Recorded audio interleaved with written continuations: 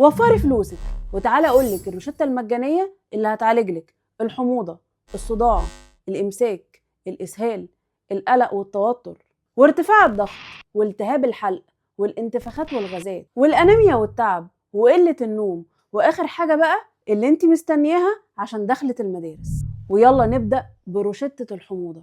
اول حاجة الخيار بيهدي الحموضة لانه قلوي بطبيعته، والزبادي لانه بروبيوتيك بيحسن البكتيريا النافعة وبيهدي ارتجاع المريء. والجديد بقى اللي محدش هيقولك عليه ان مضغ الريحان الطازة بيهدي الحموضة ويحسن الهضم. ويلا بينا على روشتة الامساك. اللبن الرايب هو اقوى حاجة بتنظم حركة الامعاء، ومعلقة صغيرة من بذور الكتان على كوباية مية دافية، والخضرة زي الجرجير والخس لانها غنية بالالياف. والتركاية بقى خد كوباية مية على الريق عليها معلقة زيت زيتون هتظبط حركة الامعاء. ويلا بينا على روشتة ارتفاع الضغط.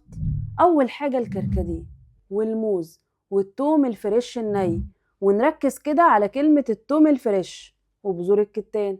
ويلا بينا بقى على روشتة الصداع والتوتر. اول حاجة النعناع، تاني حاجة استنشاق زيت اللافندر، وتالت حاجة الجنزبيل اللي بيعالج الصداع النصفي.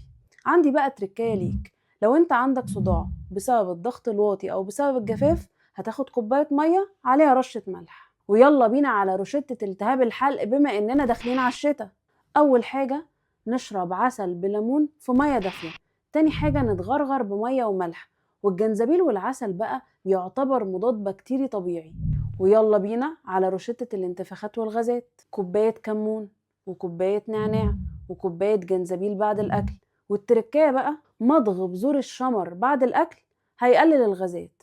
محدش هيقولك المعلومات دي غيري. ويلا بينا على روشتة الإسهال. رز مسلوق وجزر مسلوق وبطاطس مسلوقة، والتركاية كوباية شاي أسود من غير سكر. ويلا بينا على روشتة الأنيميا والتعب، وكلنا برضو محتاجينها الفترة الجاية عشان الولاد يقدروا يركزوا في الدراسة. أول حاجة البنجر وعسل أسود بالطحينة وشوربة العدس والجرجير. ويلا بينا على روشتة قلة النوم. أول حاجة بابونج دافي وكوباية لبن دافي وموزة صغيرة قبل النوم، وابقي سيبي التليفون من ايدك شوية. واخر روشتة اللي كلنا مستنيينها وهي تقوية المناعة، ليمون وعسل وجنزبيل، كركم مع اللبن والفلفل الالوان والثوم. شوفوا بقى يا ستات يا جدعان، كل مشكلة وليها روشتة مجانية من البيت عشان دي خبرة ابحاث وسنين. ولو اول مرة تشوفني فانا دكتورة داليا يوسف، اخصائية التغذية العلاجية والاكلينيكية. احفظي الفيديو ده عندك عشان انت هتحتاجيه لو حسيتي باي مشكلة. قوليلي في الكومنتات ايه المشكلة اللي عندك عشان ارد عليكي بالروشتة المجانية. لو اول مرة تشوفني فانا دكتورة داليا يوسف، اخصائية التغذية العلاجية والاكلينيكية.